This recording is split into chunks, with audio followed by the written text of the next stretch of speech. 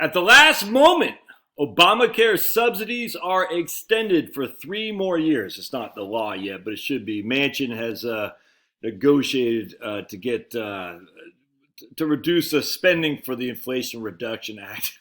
Look, dude, it's a big scam. It is. And if you think the Republican Party, the Republicans are like the freaking Washington Generals, except unlike the Washington Generals, the Republicans are getting paid big bucks, if you know what I'm saying. Anyway.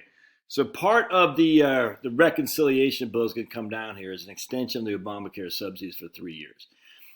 The thing that freaking ticks me off about the Republicans is that they voted, and I'm not sure how many, was it 17? Actually, 17 senators voted to subsidize the chip manufacturers, Intel, but not a damn one was all that keen on voting for the Obamacare subsidies. Isn't that ironic? Hey, we had 11 senators vote against the Ukraine aid. 11 senators, and they're all Republicans. And we had 57 or 57 House members voted against the Ukraine aid. They're all Republicans. Hold on a second. And yet many of these same Republicans voted for the CHIPS bill, but they're not voting for subsidies for you and me. I don't get Obamacare subsidies. I make too much money. But if I needed it, man, that money's going to Zelensky. That money's going to Intel, but not to regular Americans. The freaking, at least the Democrats are consistent. They're like, we'll spend money on everything, man. You want to freaking smoke dope? We'll give you a crack pipe. We don't care. We'll spend money on everything. It's like the Republic. It's the weirdest thing. People, I don't like Obamacare. I wish it weren't here. But guess what? It is here. It's been here since 2011, when we had to read the bill to know what we have to pass the bill so we can find out what's in it. 2011, 2010, so I can't remember. But it's been over 10 years now. It's not going away. It's here to stay, man. And people rely on this for their health insurance, man. Rightly or wrongly. So you same freaking a-hole, it pisses me off. I'm sitting there thinking, you same a-holes are going to freaking send money to Ukraine. No one's overseeing that. You're going to send money to Intel and all the Micron and all the other clowns. No one's overseeing that. But yet when it comes to actually helping out Americans who are mostly middle and lower middle class, you can't do a thing for them, Republicans. Oh, but the whole thing is absurd. And so people have come to rely on Obamacare. They're going to hit a freaking wall next year. Now look, I'm not a Democrat because I hate abortion. I love the Second Amendment. I hate the stuff that's going on in the culture. You know what I'm talking about. The 57 flavors, if you know what I'm saying. I hate the BLM crap. I hate the anti-white crap of the Democratic Party. I hate it all. But I mean, I'm not going to vote because I can't vote for that crap, man. You can't. I can't vote to harm my family with what the Democrats are trying to do. But the Republicans had it it's mind-boggling. Anyway, so let's read so here's what started this whole thing with me about Obamacare. This came out, Obamacare time bomb to hit right before midterm. This was in May 2022, and I had been meaning to do a video on this, and I just kept putting off. And you're going to see what would have happened if there was no monthly premium hike of ARP, American Rescue Plan. Subsidies are not extended, and I can't see what that says. For a household size of 2 where the people live in the household both are 60 years old, here's Mississippi, here's West Virginia, deep Republican states. That's Montana. Was that Wyoming? Deep Republican states. Here's Illinois. So, basically the deep Republican states have significant increases in the premiums. So 1, 2, 3, 5, 4 of the 5 are going to have massive increases in subsidies. That's Republican voters. I mean, at least Republican states. Definitely Republican voters. Lots of Democrats down here because a certain group of people vote en masse the Democrats, but still lots of definitely Republican voters. Monthly premium if they are for a single adult who's 30 years old. I mean, look at this, man. $117 monthly premium hike if you're 30, and this is for someone who's 60. Yeah, both 60 years old and pre-retirees. I mean, anyway, so let's read a little bit. Climate change bill, strike deal. I want to, right here. They're going to extend, combat, the whole thing about combating climate change is stupid. There are actually some benefits here, though. Extend Obamacare subsidies and lower the deficit. You're going to spend to lower the deficit. Okay. I'm going to gamble so I can reduce my gambling addiction. All right. The Inflation Reduction Act. All right. Let's just see about Obamacare.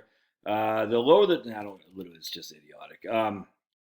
They're going to legislation have a 15% minimum corporate tax as estimated to raise $313 billion. I just don't care. I really don't care. I mean, it's just the idea that these taxes are going to be paid by the corporations is silly. But with that said, I mean, it frankly doesn't matter. And nothing I can do about it anyway. All right. The measures would include a provision to allow Medicare to negotiate the price of drugs, which would save money for the climate change and Obamacare portions of the bill. Allowing Medicare to negotiate the price of drugs would reportedly save $288 billion. Close tax loopholes on wealthy individuals and corporations. Okay. Let's see. We're going to increase funding for the IRS audits. Let's see here. All right. Right here. Here's, I don't know who this. Biden wants to thank Schumer and Manchin. I don't care. The deal may imperil chips. The deal may imperil the chips package that would boost domestic semiconductor chip manufacturing. The House will vote on tomorrow as Senate Republicans just gave Democrats the vote to pass the bill. When was this? This is done, 2 days? I thought the Democrats had set up a big trap for the Republicans, which they fell into by voting for the bill. In light of this deal, whether Republican members support chips or not, we must all vote no. Passing chips will pave the way for the radical Build Back Broke. Okay, I don't know. I mean, I don't know what's going on there. But so let's take a look. There's some good stuff in here too, by the way, just as an FYI. The bright side of the Manchin-Schumer climate deal, and this is David Milton, always look on the bright side. Well, there's a lot to dislike, is infinitely better than its predecessor, Build Back Better. Manchin levels energy playing field, sort of. New proposal by Manchin slashes the renewable energy subsidy by 80% and extends it to nuclear. Makes renewable leases on federal lands depending on oil and renewables leases on federal lands dependent upon oil and gas leases. This Michael Schellenberger, who I don't know if he was running for governor. I'm a big fan of Schellenberger.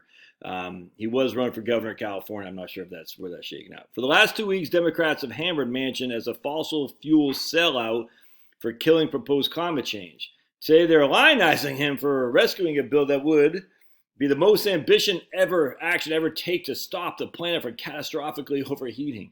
But the legislation also slashes the renewable energy tax credit by 80%, extends it to existing nuclear plants, and prohibits wind and solar development on federal land or in federal waters unless oil and gas lease sales have also been issued. All right, well, that sounds pretty good. It also appears to force Biden to obey the law and hold offshore lease sales. It also explicitly orders the Department of the Interior to honor the results of the lease sale, which had been unlawfully avoided by a corrupt Obama judge. It orders the Department of the Interior to quickly issue leases and abide by the final, let's see, Manchin, let's see what else in here. Oil and gas. On many of the climate target policies, the bill has provisions that would boost oil and gas. It would force the president to redo an oil auction in the Gulf of Mexico from last year as vacated by a judge. Stop short, however, dictating specifically what the Biden administration does with its pending 5-year, But with increasing climate risk pressing on society, several groups criticize the bundle of offers to oil and gas. Good. So the enemy of my enemy is my friend. The so-called deal forced by Manchin is what we would expect when Congress is so closely divided and friends and beneficiaries of the fossil fuel industry have effective control over climate policy. All right. Good. Looks like I better get ready to work a lease sale this year. Of course, there's always a chance that Democrats' loony left wing will exceed the demands of the environmentals and prevent it from passing the House. I love the squad. They're making me more popular than ever.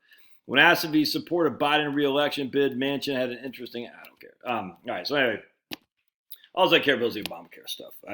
Look, man, I'm not on it.